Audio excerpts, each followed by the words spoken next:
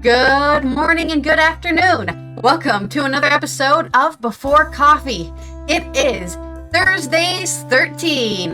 That's right, it's the day where Raj makes a list and tells us all about all those things, 13 things on that list. Hey, if you want to do the intros, you can. But I feel like you have a little harder time talking than me. No, I'm just like, oh, my list sucks today. But oh well. Yeah, that's okay. Hey, maybe someday will like a list. It's just it sucks for you, but it's maybe tailored to specific fans. Yes, There you go. But yeah, this is Before Coffee, the father and daughter comprehensive news of Planet Earth podcast, where we look at the news 10 to 15 minutes before we start, and we have no coffee. That's why it's called Before Coffee. So we're a little drunk on sleep deprivation today. I went to sleep at like 7:30 in the morning, stayed up too late talking. So that sleep goes by real fast. Let's look at those headlines. Today on Before Coffee, breaking news. French President Emmanuel Macron nominates Michael Barnier as the country's new prime minister. Also, Cumbria Wildlife Trust rewilds Skiddaw with temperate rainforest. And the EU, UK, and US, Israel sign world's first AI treaty. Justice Department indicts two Russian television executives. Rights group alleges Lebanon and Cyprus violated refugee human rights and EU funds paid for it. And I'm fanboy today. We're going to count down the 13 championships of the Green Bay Packers. Why the Paris Olympics and the Paralympics deserve a musical album on today's culture news. And it is National Be Late for Something today. Be Late for Something Day today. Which is, what is it?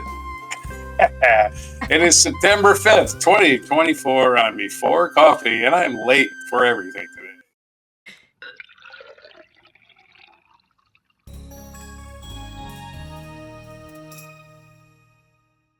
Yeah, we're running late today, but no, that's okay, because realistically, we're not on a schedule, and we have the day to ourselves here Before Coffee. So let's talk about this breaking news. Sorry, it just happened 10 minutes ago. I was scrolling through Euronews looking for a culture story when this giant banner popped up. French President Emmanuel Macron has finally nominated somebody to be the country's new prime minister. He was waiting until after the Olympics, last we heard, so he's finally made a choice. This is from Sofia Katsenkova on Euronews.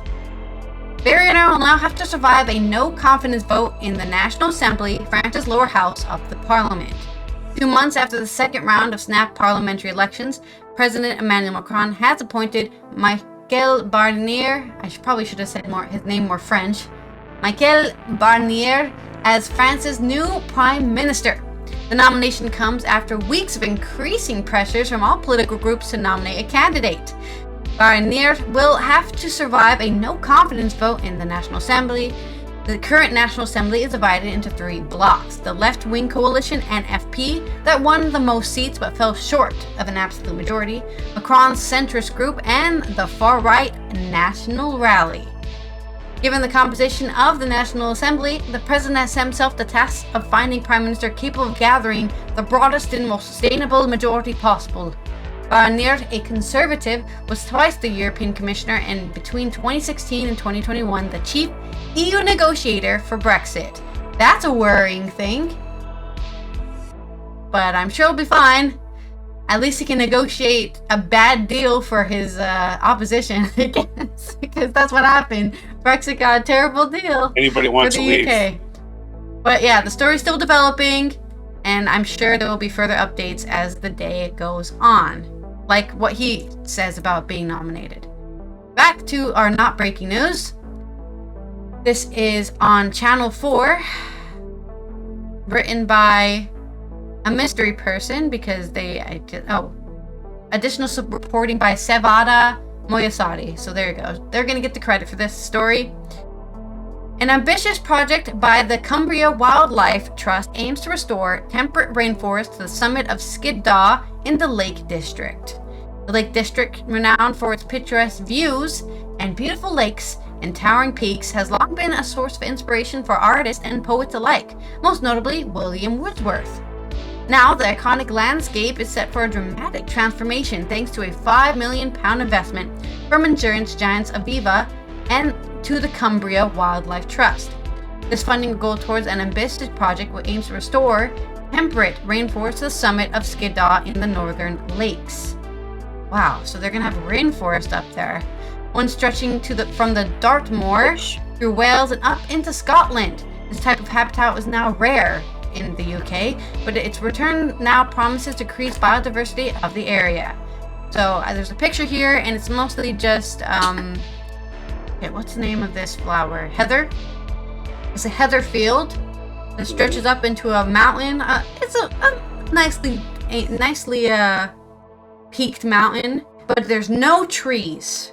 There's one single tree.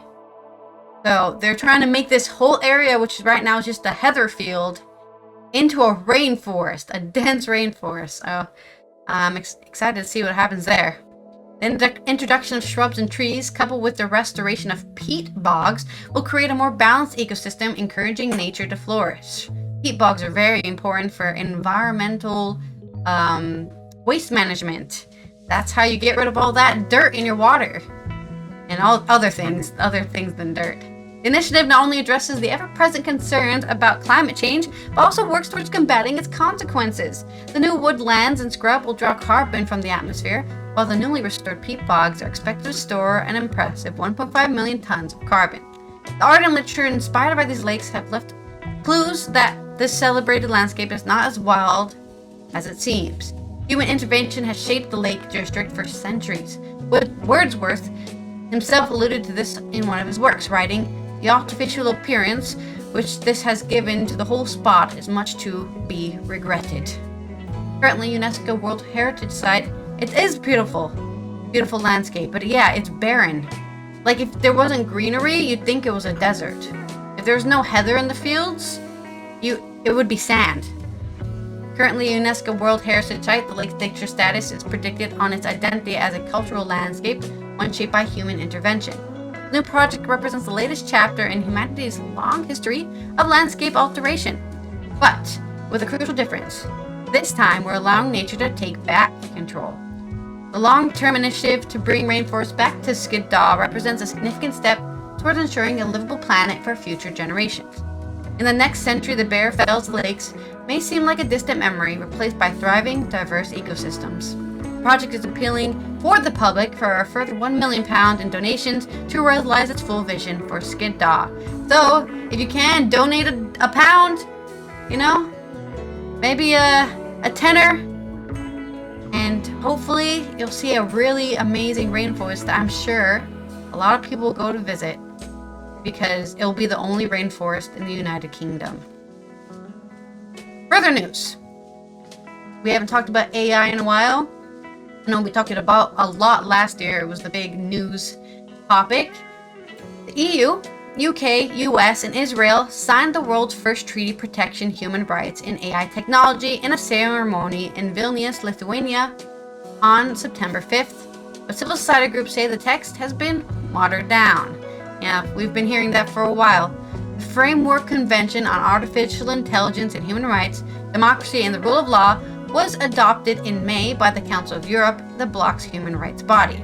But after years of negotiations and pressure from countries like the US who participate in the process, the private sector is largely excluded from the treaty, leaving mostly the public sector and its contractors under its scope. So that means there's private companies out there who are still doing what some people consider illegal things with their technology, like deepfakes and AI-generated images and video, and there's no regulation on them. The request was presented as a precondition for the signature of the convention, said Francesca Bonucci,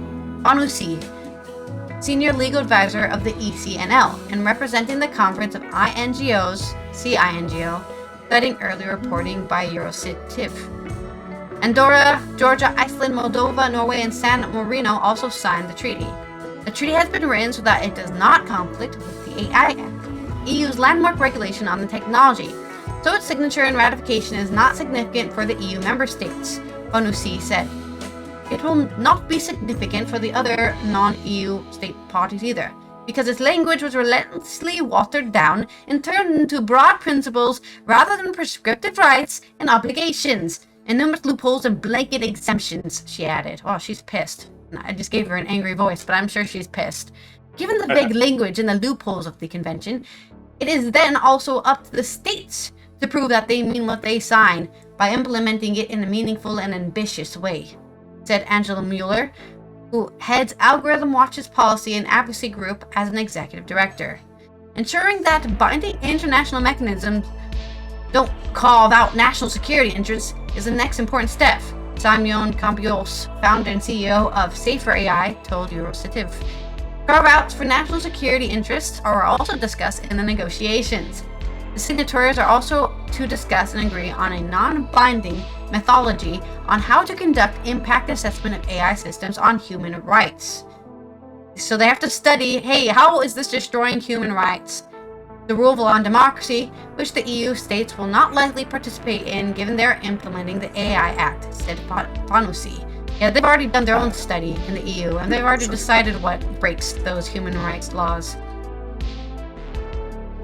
Court proceedings from the Irish Data Protection Commission against Twitter are officially over as of September 4th, after the company agreed to permanently stop processing some personal data collected in the EU to train artificial intelligence.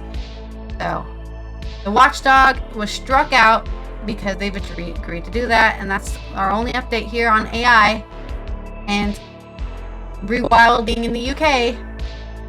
Let's head to your stories. Okay. Give me a second. All right, in international intrigue news, I guess you would call it, the U.S. Justice Department has indicted some Russians. This is from the U.S. Justice Department's website, justice.gov. And let's start it off. This is not written like a news article, so here we go.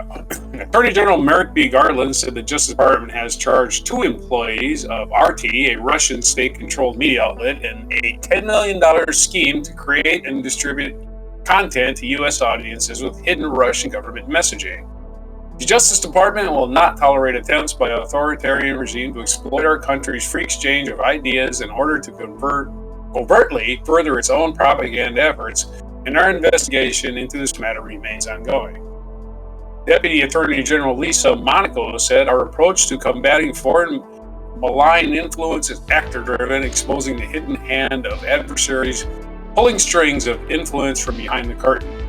As alleged in today's indictment, Russian state broadcaster RT and its employees, including the charged defendants, co-opted online commentators by funneling them nearly $10 million to pump pro-Russia propaganda and disinformation across social media to U.S. audiences. The department will not tolerate foreign efforts to illegally manipulate American public opinion by sowing discord and division. The FBI Director Christopher A. Wray said covert attempts to sow division and trick Americans into unwittingly consuming foreign propaganda represent attacks on our democracy. Today's actions show that as long as foreign adversaries like Russia keep engaging in hostile influence campaigns, they are going to keep running into the FBI. We will continue to do everything we can to expose the hidden hand of foreign adversaries like Russia and disrupt their efforts to meddle in our free and open society. Assistant Attorney General Matthew G. Olson said the Russian government has long sought to sow discord and chaos in the United States through propaganda and foreign malign influence campaigns. As alleged, the covert operations by RT employees exploited our free and open press and targeted millions of Americans as unwitting victims of Russia's psychological warfare. FBI Acting Assistant Director Christy M. Curtis, we have a lot of quotes here. As alleged in the indictment, Konstantin Kalashnikov and Elena Afansyeva conspired with others to build a U.S.-based content creation company, which was secretly funded, directed, and controlled by RT, a Russian state-owned media enterprise. They concealed the true nature of the company in order to covertly influence millions of American viewers. The American public deserves to know when the online content it sees is generated and paid for by a hostile foreign government. Investigating and dismantling foreign malign influence operations attempting to manipulate public opinion is central to the FBI's work to protect American people. Here's the indictment, as alleged in the indictment. RT, formerly known as Russia Today, is a state-controlled media outlet funded and directed by the government of Russia. Over at least the past year, RT and its employees, including Kalashnikov, and Kalashnikov, I guess that's how we say it, Kalashnikov, that's usually to say, and Afanasyeva, deployed nearly $10 million to covertly finance and direct a Tennessee-based online content creation company, U.S. Company One, which is called, they're not naming the company, they're just calling it company as U.S. Company One. Enter U.S. Company One, which is not named in the indictment, published English language videos and multiple social media channels, including TikTok, Instagram, X, and YouTube. Since publicly launching in or about November 23, U.S. Company One has posted nearly 2,000 videos that have garnered more than 16 million views on YouTube alone. Many of the videos posted by U.S. Company One, which I guess we're going to have to find out the name of this company, reporter, who's going to dig a little bit deeper. Maybe we'll dig a little deeper. Many of those videos posted by U.S. Company One contain commentary on events and issues in the U.S., such as immigration. Well, Russia's got a big opinion on immigration in the United States, right? They got propaganda to divide us. That's about it. You know what they say about such as opinions, immigration, inflation. one. That's right. They all stink. Opinions are like assholes. And other topics related to domestic foreign policy. While the views expressed in the videos are not uniform, most are directly the publicly stated goals of the government of Russia and RT to amplify its domestic divisions in the U.S. In order to carry out RT's secret influence campaign in the U.S., Kalashnikov and Afanasyeva operated under covert identities in U.S. Company One. Posing as outsider editor, Kalashnikov edited U.S. Company One's content and monitored U.S. Company One's funding and hiring, introduced Afanasyeva as a member of his purported editing team, using the fake personas Helen Shurdra and Victoria Pesty. Afanasyeva, I can never say that, I'll never be able to pronounce it, and posted and directed the posting by U.S. Company One of hundreds of videos. Afanasyeva also collected information from and gave instructions to U.S. Company One staff. For example, after March 2024 terrorist attack on a music venue in Moscow, Afanasyeva asked one of the U.S. Company One's founders to blame Ukraine and the U.S. for the attack, writing, "I think we can focus on the U.S.-Ukraine angle." The mainstream media spread fake news that ISIS claimed responsibility for the attack, yet ISIS itself never made such statements. All terrorists are now detained while they were heading to the border with Ukraine, which makes it even more suspicious. Why would they want to go to Ukraine to hide? I don't know. Why wouldn't they? Gotta hide somewhere. Between in or about October 2023 or in and about August 2024, RT sent wire transfer to U.S. Company One, totaling approximately $9.7 million, which represents nearly 90% of U.S. Company One's bank deposits from all sources combined. The wires were sent from shell companies in Turkey, the United Arab Emirates, and Mauritius. Never even heard of that place. And were often accompanied by wire notes ascribing the payments to the purchase of electronics. For example, a wire note for a $318,000 wire payment from the Shell entity in Turkey to the U.S. Company One on March 1st of this year read, "Buying goods, invoice.013 iPhone 15 Pro Max 512 gigabyte." So they're pretending they're buying a phone. $1,000. Oh yeah, that's nothing suspicious about that. Neither U.S. company, one, or founder one, or founder two has ever registered with the Attorney General as an agent. Or a foreign principal. Kolesnikov, 31, and Afanasyev, 27, both of Russia, are charged with conspiracy. Violate FARA, which carries a maximum sentence of 5 years in prison, conspiracy to commit money laundering, which carries a maximum sentence of 20 years in prison. The maximum potential sentences for this case are prescribed by Congress and are provided here for information purposes only, as any sentencing of the defendants will be determined by a judge. It doesn't go on too much farther, just to say Mr. Williams praised the outstanding investigative work of the Counterintelligence Division on the FBI's New York field office. Mr. Williams also thanks the FBI's Memphis field office, the FBI's Miami field office, the Financial Investigators at U.S. Attorney's Office, and the Department of Justice National Security Division for their assistance in cases being handled by the Office of National Security and International Narcotics Unit.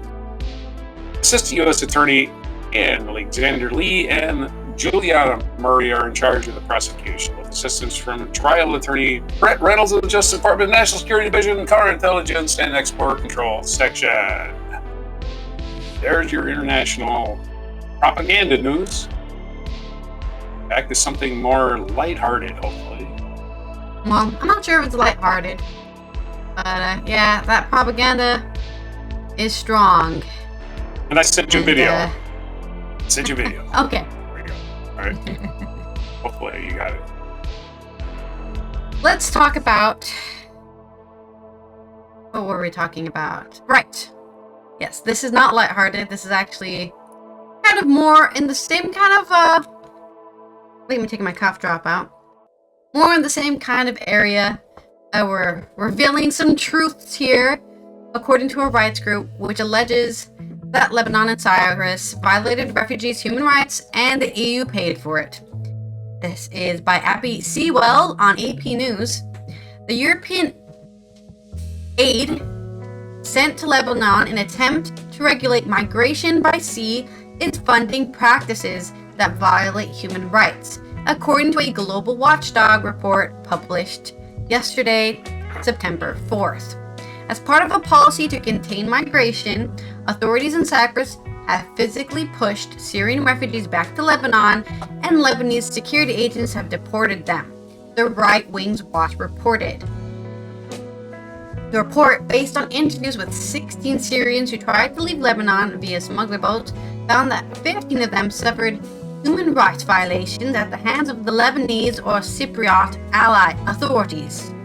Right groups have frequently criticized the tactics of authorities in both Lebanon and Cyprus in dealing with would-be migrants and asylum seekers. Officials from two countries deny violating any laws, but say they are overwhelmed by the migration they are facing. Lebanon, which has been in the throes of a severe financial crisis since 2019, hosts around 775,000 registered Syrian refugees and hundreds of thousands more unregistered, the world's highest refugee population per capita. Lebanese political officials have pushed for Western countries to resettle the refugees or assist in returning them to Syria, voluntarily or not. At the same time, Lebanon has agreement with Cyprus to halt the smuggling of migrants and has received substantial funding from the European Union and European countries for border control. In some cases, Syrian refugees who were caught by the Lebanese army attempting to leave to Cyprus by sea have been driven into the Lebanon-Syrian border and dumped on the Syrian side, which is illegal. We've went over this before many times when talking about refugees. Returning people back to where they ran from is against all human rights. There's a reason they ran away, and putting them back there is almost, for some people, guaranteeing their death. Allegedly, some of them were then detained by the Syrian army, while others were extorted by smugglers so that they could get the fuck out of there before they got murdered. Cyprus, meanwhile, suspended process of Syrian asylum applications in April. Human Rights Watch accused Cypriot authorities of forcibly turning back boats carrying asylum seekers coming from Lebanon, which yet again is against human rights. You have the right as an asylum seeker to seek it, at least in Europe. Nobody can turn you away and say, no, you're not allowed to seek asylum here. at least in Europe. In some cases, Cypriot authorities forcibly prevented asylum seekers from landing. In other cases, they made it to shore but were not given the opportunity to claim asylum, and instead were detained and then returned to Lebanon, where, as we've already been told, some were then deported to Syria, the report said. Both Lebanese and Cypriot authorities used excessive force at the time of arrest during detention. They beat these guys bloody, tossed them over the border, and then the Syrian army arrested them and probably put them in a gulag somewhere. So they're just being treated like animals, unwanted animals. The European Union and European countries gave Lebanon some 16.7 million euros, $18.5 million from 2020 to 2023 for border management, mainly in the form of a capacity building project explicitly aimed at enhancing Lebanon's ability to prevent irregular migration, the report said. In August, the European Union allocated another 32 million euros or $35.3 million dollars to continue implementing border management enhancement projects in Lebanon through 2025. So it sounds like here what the report is insinuating is that Lebanon is cashing out and then still treating all of those refugees like crap. And they're probably investing that money into something else. But that's just my theory. Cyprus Deputy Minister of Migration and International Protection, in a statement, denied carrying out so-called pushbacks. It noted that Cyprus is a small frontline country and that received massive migrant flows over the last few years. Which is a small country, we have to send them away. Those stinking animals. Nobody said that, that was me. The state's capacity to host additional migrants is overstretched, the statement said. Therefore, we aim to strike a balance between our legal obligations and the realities on the ground. Lebanon's General Security Agency told Human Rights Watch that between January 1st, 2022, so that's 2 years ago, and August 1st, 2024, it recorded 1,388 people, including 821 Syrians, on 15 departing boats, who were caught attempting to leave Lebanon. General Security maintained that every deportation in which it had knowledge and on which it coordinated was subject to international human rights law standards. Yeah, we didn't break any laws. Just trust me on that, bro. We didn't break any laws. Acting Director General Beat Geminder of the European Commission Directorate General for Migration and Home Affairs said in response to the report's findings that the Commission takes allegations of wrongdoing very seriously. But that is the responsibility of the national authorities to investigate any allegations of violations of fundamental rights and to prosecute the wrongdoings.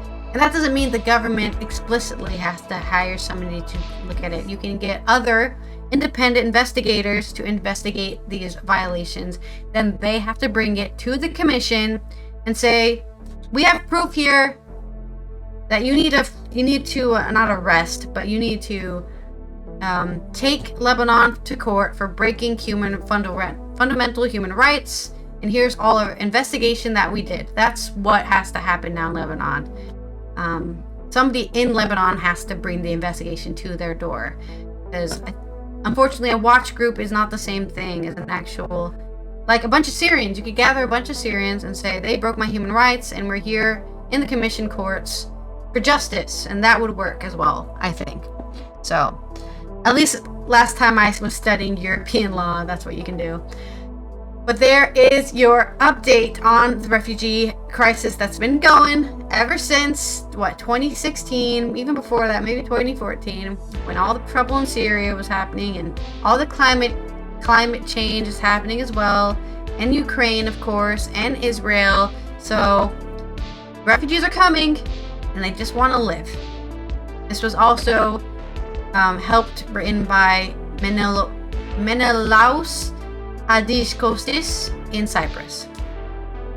On to your list of Packers championships. Yeah. All right, we got a self-indulgent list today because it's football season. And hell yeah! There's a game tonight. American football for the Europeans. Kansas City plays Baltimore tonight on their kickoff game. But tomorrow, Friday, you might be interested in this. Tomorrow, which is Friday, the NFL plays first ever regular season Friday game. Also, its first ever game in Brazil. That's right. The Green Bay Packers are playing the Philadelphia Eagles. tomorrow in Sao Paulo, Brazil. Is there a reason So they're going there? that'll be Do they just have a exciting lot as of well as- fans? To make money. The NFL wants to make money, so they play in other countries. They've been playing in other countries for years now. So Yeah. Okay. this is their first time in Brazil, and hopefully And nobody tears hopefully up their knee no on riots the in the soccer streets, field. because unfortunately Brazilians are famous for that when it comes to That's football. not soccer. It's not soccer. Nobody's a fan of Green Bay or Philadelphia. They might be.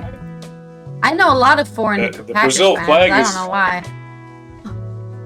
The Brazil flag is green and yellow, just like Packers colors. So there you go. It's right on the flag. Even though I guess the stadium they're playing at, this is trivia, I guess. Not to them, but I guess the color green is banned at the stadium they're playing at because the home team does not wear green and their arch rival does or something. Yeah. So I think they're making the Packers and Eagles both wear green in their uniforms. I think they're making them wear different colors or some shit. Maybe black and Oh white. yeah, because their home game I don't has know. I green. have to see the game to Their find away. Their away also has green on it, so that won't work. Well, usually the home team gets to decide the colors of the jerseys. So I think the Packers will be in white anyway. But I think whatever. Anyway, that's a little bit divergent from what we're talking about. The Packers are not the oldest team in the league, but they're one of the oldest. They're older than the NFL. There's 3 teams in the NFL that are older than the NFL. That would be the Chicago Cardinals, who are now the Arizona Cardinals because they moved to St. Louis and in Arizona. And the Chicago Bears are slightly older than the Green Bay Packers, who were started in 1919, 105 years ago. The NFL Wow. wasn't started until 1921. And as a result, the Packers have the most championships. Which, they've been the team the longest. They should have the most. But you know what? The Cardinals got 1. They've been around since 1907 or something. They've got 1 NFL That's champion. sad 1! when you think about it. Yeah. 1! That's terrible. They've had to move to 2 different times. And they've got 1 championship. And nobody's even alive that remembers it. So, it was that long ago. It was in the 40s. But the Packers have 13. 13. And they've been winning all through the decades, except the 50s. They sucked in the 50s. So their first championship, little historical context. The Great Depression was starting and Herbert Hoover was president in 1929. The quarterback was Curly Lambeau. The coach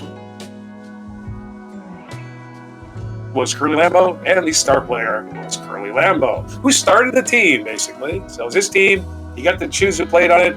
They didn't have championship games in 1929, so they just rewarded the team with the best record.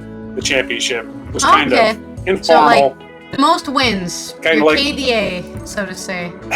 There are a lot of ties. You could have like 5 ties on your schedule too, so it wasn't even the most. Really? It was, Okay. It was a mess. But they repeated in 1930 with Red Dunn at quarterback, and Herbert Hoover still president. 1931 they repeated a 3-peat. They got 3 in a row, but still, the NFL had still not started playing championship games. 1933 was the first NFL championship game, ushered in also coincidentally by the administration of Franklin Delano Roosevelt. And 1936, the Packers win another one. Their first championship game win, 1936, the quarterback was Arnie Herbert, and Curly Lambeau was still the coach. It's still the FDR administration in 1939 when Cecil Isbell was the quarterback, and the Packers won another championship with their great wide receiver Don Hudson, who's an all-time great NFL player, one of the best players of all time, actually. Don Hudson. And still during a Democratic administration. This is a theme, by the way. Democratic administration, Packers win championships. The only time they ever win them. Herbert Hoover doesn't count. Phrase Those again? weren't really championship games. Correlation does not What? equal causation. It doesn't, but it's a weird coincidence, right? Sure is. 1944, Herb Comp was the quarterback, and Curly Lambeau is still the coach. That's right. When you start a team, you can fire yourself whenever you feel like it. Although, By then, the team was publicly owned. Here's a side note for you. Green Bay Packers, only publicly owned team in sports. Can't be sold. Rich owner can't say, damn, I'm losing money and sell. He can't. Rich owner can't say, build me a stadium. I'm moving out. They can't move. Only team like that in sports. Only publicly owned team and the smallest city in sports. Another side note. They've won 13 championships, more than any state in the NFL. California, as a total, has now won 13 championships. Little tiny Green Bay, Wisconsin has. Texas hasn't won 13 championships. New York has 3 teams. They got the Buffalo Bills. They got the Giants. They got the Jets. They haven't won 13 championships in the whole state. I'm a fanboy. Anyway, 1961 began the third year of the Vince Lombardi era. The part stars a quarterback as they won the NFL championship and the Kennedy administration. 1962, more success in the Kennedy administration. The Packers went 13-1 and won another championships. And again, they beat the Giants in the championship 2 years in a row. Beat the New York Giants. Vince Lombardi's old coaching team where he used to coach. Continuing on in 1965, the Voting Rights Act was passed in 1965 with Lyndon Baines Johnson, another Democrat, as the Packers won another championship, and this is the last championship they were a win without a Super Bowl, because the next year, the Super Bowl era began in 1966, and Vince Lombardi's still the coach, Bart Starr's still the quarterback, and LBJ is still the president. 1967, won another championship, the last of the Vince Lombardi era, and basically the fading years of the LBJ, and then the Packers went into a big old swoon for about 30 years. So we had 30 years of Nixon and Ford and Reagan and Bush. No championships. 1992 rolls around. Bill Clinton wins the White House. The Packers hire Mike Holmgren the same year. And then 4 years later, another championship as they win the Super Bowl with Brett Favre at the helm. And Brett Favre wins the most valuable player that season, too. And the Packers are back on top. And then it's another swoon.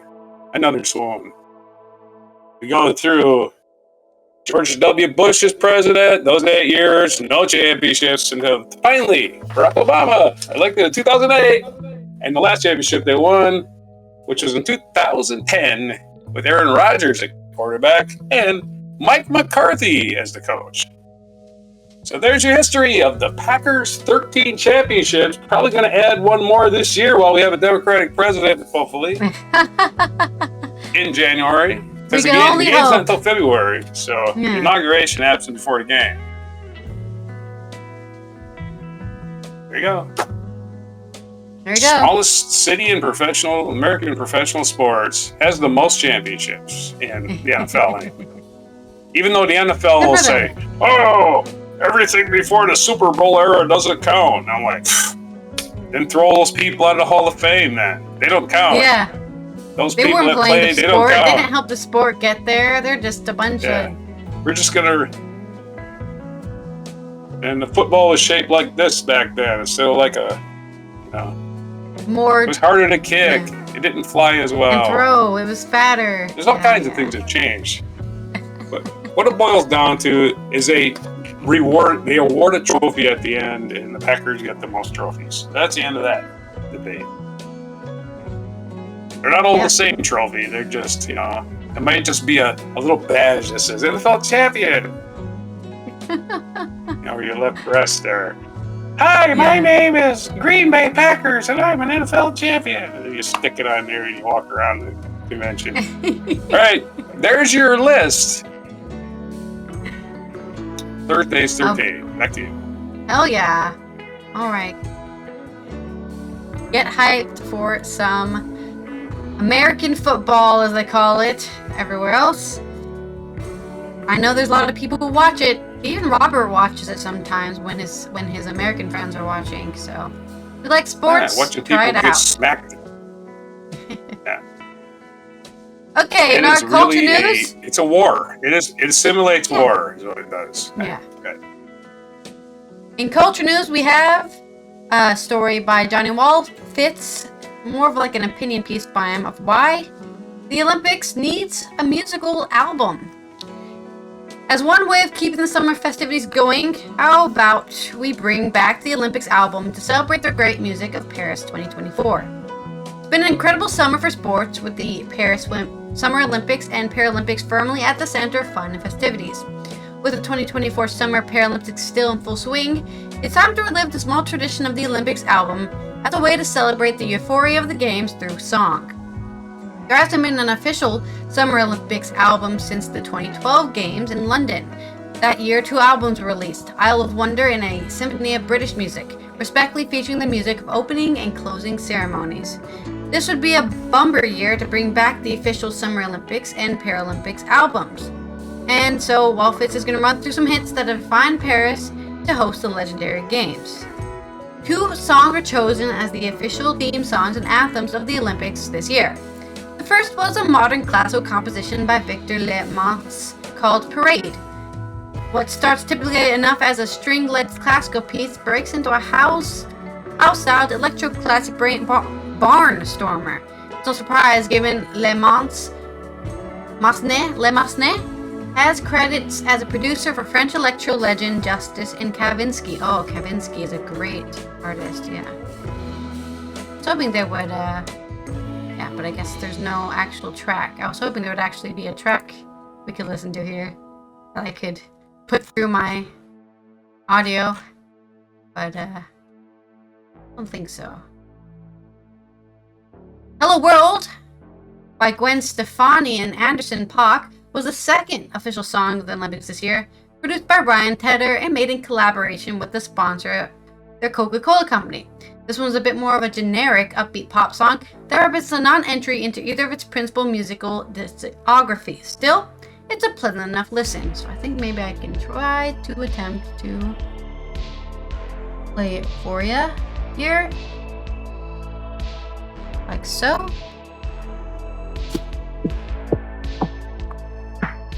That's the intro of the song. Hello world, where you been? I've been waiting for you and your friends. Yeah, okay. Just 10 seconds because I know YouTube will come for my ass if I play any longer. Hey, that's too much! More than 10 seconds is a majority of the song. It is quite a short song.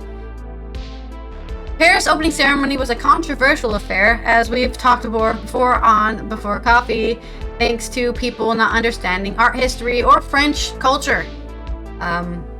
French culture is very flamboyant, so I don't know why you freak out when it happens. What the opening ceremony did excel at was its music selection. Replete with some of the biggest names in the industry, the ceremony included pop star Lady Gaga performing French ballet dancer Zizi Jamer's iconic song Mot en Plume. Probably the most iconic moment of the ceremony came with the parade. The concierge, the prison which held Marie Antoinette during the French Revolution. On the outside walls of the prison, performers sung in concert, dressed as the final Queen of France, head in hands, as Gojira made history as the first metal band to perform at the Olympics. So put that on your album too. You've got electro song, a pop song, and a metal song, all on our Olympics album. Gojira were joined by opera singer Marina Viotti for a rendition of the French Revolution song Ka Ira. It'll Be Fine, renamed as Mea Culpa for the ceremony. Rock on! Ahead of the Olympics, the expected performance from French Malian singer Aya Nakamura was subject to criticism. We also covered that Before Coffee, from far-right figures who don't like that black people exist. Oh no, a black person's gonna perform for France. We're all white people. Don't look at Algeria. They don't exist. There aren't tons of black people here. That's an illusion. National Right leader Marine Le Pen was one of the included people who were like, ew, gross, get that off the stage. The pen described Nakamura's presence as not a beautiful symbol because she's racist, and an additional provocation from Emmanuel Macron. Yes, that's right. Emmanuel Macron was trying to provocate her. I'll take that. I'm gonna pull a black woman on stage. Haha, got you, you righties. Her comments were denounced, shockingly, racist by the Paris Game Organizing Committee. See, I'm not the only one saying she's being racist here. The committee said she was being racist. On the night, Nakamura performed 2 of her own songs, Pookie and Jaja, as well as a cover of For Me Formidable by Charles Aznavour.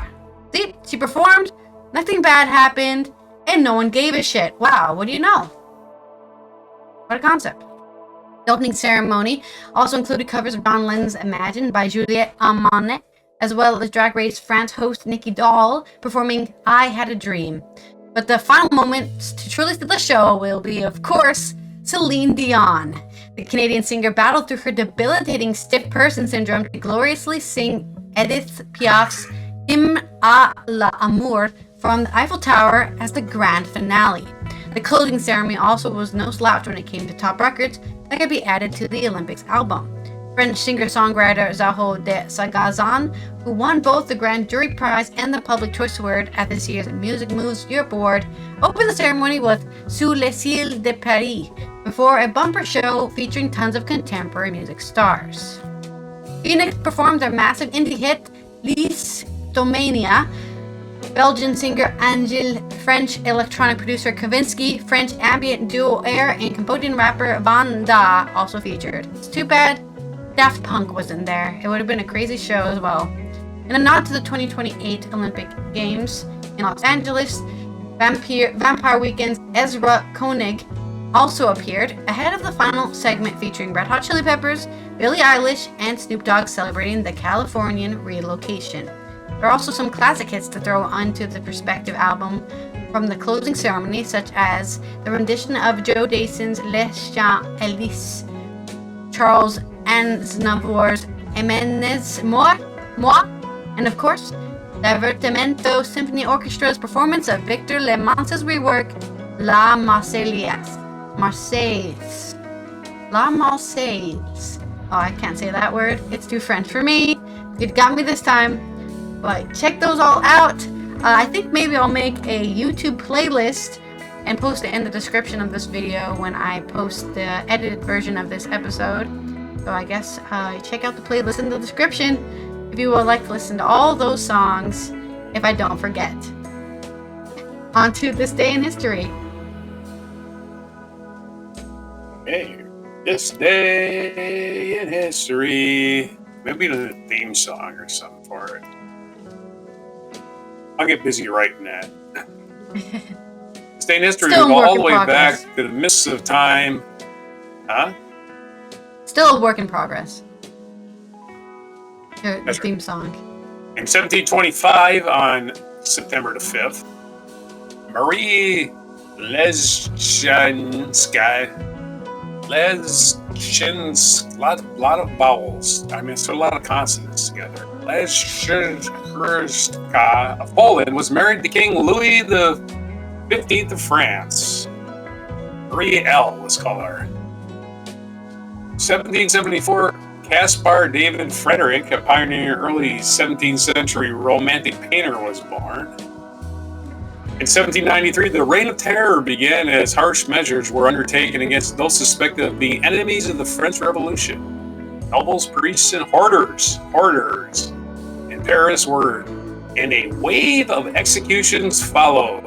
Big old wave of executions. The Reign of Terror doesn't sound like a lot of fun, does it? No. 1957. Yeah, that's right. 1957, on this date, Jack Kerouac's "On the Road" was published. One of the first novels associated with the Beat movement. The Beat movement. People that just said, life sucks. Let me get on the road and do stuff. 1960, American boxer Muhammad Ali, then known as Cassius Clay, won the gold medal in the 175-pound division of the 1960 Olympics in Rome, and then embarked on a professional career that saw him become one of the sport's most legendary competitors.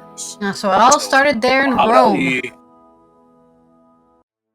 won the gold medal in Rome in the Olympics on this day. Also in the Olympics, sad news, in 1972, Palestinian terrorists attacked the Olympic Village in Munich, West Germany, during the Summer Olympic Games, taking hostages and eventually killing 11 members of the Israeli team. I guess Another reminder. somebody tried to bomb the Yeah. and somebody tried to bomb the Munich embassy, the Israeli embassy in Munich today or yesterday. So I guess a little commemorative anniversary. bombing. Yeah. Terrorist idiots. Terrorists are assholes. They don't care who they kill. Little kids, old ladies, they don't care. They just throw up bombs. It's also shoot another people, reminder fucking that don't the give a shit. conflict between Palestine and Israel have been going since before the 70s even. Forever. Yes. So Yeah. Just want to fight over that one little piece of land that I wouldn't go to personally for any reason. But hey, you know, you gotta they live want to somewhere. build you know? the idea is But they hey, want to they've build never gotten along. there's a conspiracy that they want to build a canal through it from there to the sea so they can avoid going through Egypt. Oh, probably. Of course, everybody, all you see in the news, there's why doesn't the United States do something about that? So, okay. I guess we can not supply weapons to them, but that's what they cannot do anything. something That's we what they always should do. do. We would we would stop being the United States if we stopped supplying weapons. Our defense industry would collapse if we stopped doing that. What are you kidding us? Come on, man. You can't expect us to do that. That's their number one thing, bombing shit. 1975, Lynette Squeaky Fromm attempted to assassinate U.S. President Gerald R. Ford. Fromm, a follower of Charles Manson, was sentenced to life in prison, was released in 2009. Man, she didn't even get life in prison. She's been out for 15 years. I wonder if she's still around, old Squeaky. Old Squeaky. Actually, Squeaky Fromm was the one who would get, when the Manson trial was going on, right? The reporters would be outside the courthouse and there'd be the Manson family out there. Squeaky Fromm was one of the ones they'd stick a microphone in her face and she would talk to the press. And that's Squeaky Fromm from the Manson family. 1976, the first episode of The Muppet Show. That's our mic drop, by the way. The first episode of The Muppet Show, which was created by Jim Henson, aired, and the TV series became hugely popular, known for a cast of Muppet characters including Kermit the Frog and Miss Piggy. And don't forget Fozzie Bear. Of course, The Muppet Show is famous because Jim Henson shopped it around to all the networks in the United States, and they all said, "What? Get the fuck out of here." So he went to England to produce it. And England produced the show, and it became a hit in syndication and one of the funniest shows on television. So, there you go. The networks and the American TV networks are morons. They always are. They're always doing something stupid. Well, they copy each other, for one thing. As soon as there's a hit show, there's 15 copies out there. Survivor! Holy shit, let's put a bunch of those shows out. Let's put all the writers out of work. In 1997, Mother Teresa died at the age of 87 in Calcutta. She won the 1979 Nobel Prize for her charitable work. In 2000, Tuvalu, a group of 9 coral islands in the West Central Pacific with a population of about 10,000, became the 189th member of the United Nations. Their flag has a British flag on it and a constellation of 5 stars, like 5 in it. Maybe even more, because it looks like there's a piece of a star. So it's a former British possession. 2016 American writer Phyllis Schlafly died at the age of 92. She was best known for opposition to the women's movement, and especially the Equal Rights Amendment. So why should I care about you? You're a substandard citizen, Miss Phyllis Schlafly. Jesus. I remember in her, she's just a byproduct of men. You know, that's the way she'd have it. So why would I remember her? She's nothing important except subjugate herself. I'm just serious. What? Let's remember her because she lived to be 92. Let's remember that part. She did absolutely nothing in her life. Let's put it that way. Nothing of any consequence other than go, "I want to be a man's possession." That was her life. Don't forget, when you're voting this year, and until 1970, a woman in the United States could not get a credit card. So just remember all the crap that Phyllis Schlafly thought was just fine. She thought it was just fine. Remember, it was the 70s, and she was out there flapping her gums. So if you're a feminist, you hate Phyllis Schlafly. Our Distinct History 2001 evidence provided for black hole theory. At a scientific conference in Washington, D.C. this day in 2001, scientists described an observation of energy flares that provided strong evidence of a theorized black hole in the center of the Milky Way galaxy. Of course, it's just a theory. They have no idea. It could just be God popping a zit for all they know, but it's a theory. And when you get evidence that supports your theory, you can just keep publishing papers and going, I know exactly what that is. Here's the proof. And then something you can go along and disprove it. That's the fun thing about science. It's never final. But anyway, they found evidence of the black hole. Of course, physical evidence of a black hole would be really hard to observe in real time. For various reasons. For one thing, yeah, pretty easy to find. Just look for the place where there's no stars. Up there it is. It's right there. It's a black hole.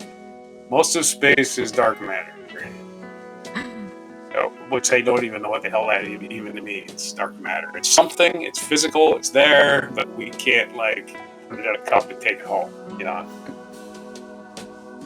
Our feature biography, Crazy Horse, was born in 1842 near Rapid City, South Dakota, which was probably called something else in 1842, I'd imagine. He died September 5th in 1877 on this day in Fort Robinson, Nebraska. So, rest in peace, Crazy Horse. So that monument's going to be finished someday, and at least Neil Young named his band after you. And it's going to be huge, 10 times huger than Mount Rushmore. Oh yeah. Yeah, maybe somebody will finish it, unlike Mount Rushmore, which will never be finished. In 1776, other birthdays today. John Dalton was born, a British scientist, was born in 1766 on this day. John Cage, American composer, was born in 1912. Actor and comedian Bob Newhart, his birthday today. He was born in 1929, so if he was alive, he died earlier this year, he would be 95. Werner Herzog, German director, born in 1942, and it's actually the birthday of Freddie Mercury, British singer and songwriter. Happy birthday to Freddie Mercury, the Killer Queen. And what day is it today? It's only two things today. It's National Be Late for Something Day, so I'm late for something, I know. I'm always late for something. How about you? You late for something? Yeah, we're late to this. I think we started the show 10 minutes later than I usually want to, so we're doing it. So when you get to work today, just tell your boss, I was going to come to work today on time, honest, but it's National Be Late for Something Day. And the boss will say, well, it's National Go to Fuck Home Day. The law says I'm allowed to be late. It's a law. It's a law, man. We're breaking laws. It's actual National Cheese Pizza Day. So if you like boring pizzas with nothing on them but cheese, it's your day. Just make sure you load them up with them crushed chilies and get extra cheese. There you go. Get extra cheese. And those are your days for today. September 5th, 2024 on Before Cheese Pizza. Okay, this has been Allison here from the Netherlands. I hope you guys are having a good Thursday, and you had a wacky Wednesday yesterday. Tomorrow is going to be the Friday news dump, where we're going to dump the rest of the news we can find before the weekend, so you guys can have a carefree weekend because you've been notified. Don't forget to subscribe, turn on that notification bell so you know when we go live, and of course like this video if you enjoyed our teen championship games from the Packers. And are you excited for the NFL? Let us know about down below if you're excited for the new season. Who are you rooting for? Go, Pack, go! Yeah. Okay. Without further ado, let's look at our mic drop moment. Short one today. Yeah. Tonight's guest star, Mr. Joel Gray. Joel Gray.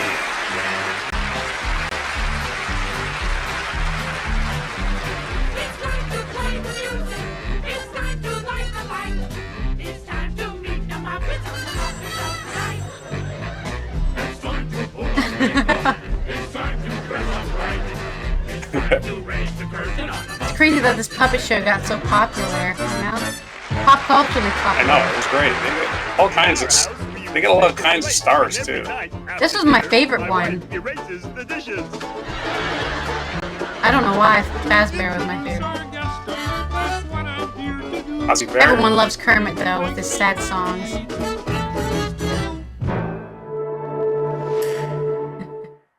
The end.